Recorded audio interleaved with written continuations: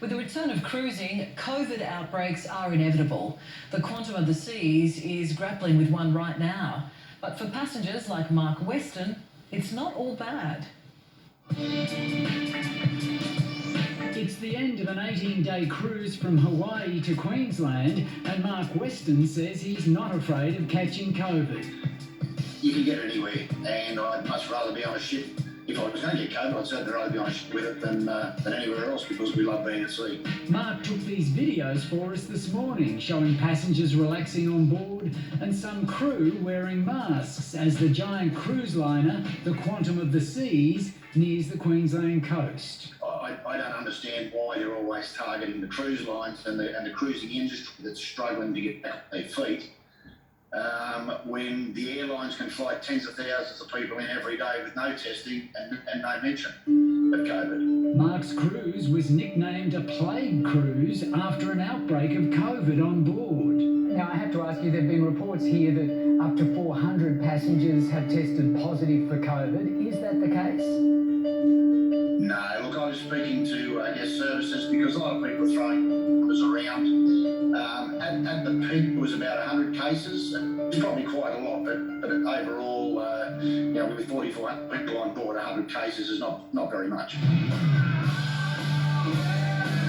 Those not confined to their cabins have been dancing, and Mark admits some quarantine passengers weren't happy about being isolated.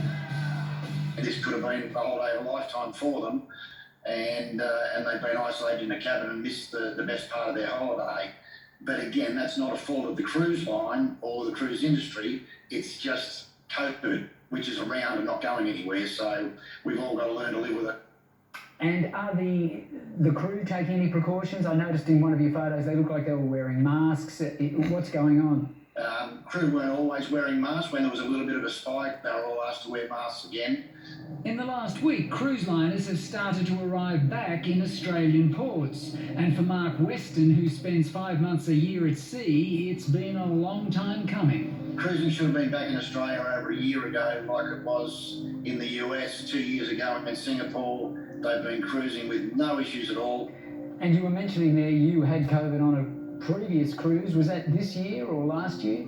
Yeah, no, we had a month in Alaska in August, September, just a couple of months ago. We were isolated for actually 6 and 8 days back then. We learned to juggle fruit and run around the cabin and just tried to amuse ourselves as best we could. Mark had to test negative to get on this cruise, and he was having another test today because he's staying on board as the Royal Caribbean cruise liner makes its way to Noumea.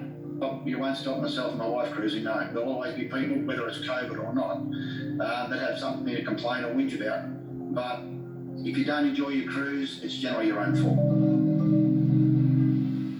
Well, Royal Caribbean International has told us 0.35% of those currently on board have tested positive for COVID-19, which is below the threshold set by Australian and state health authorities. The cruise ship docks in Brisbane tomorrow morning. Coming up.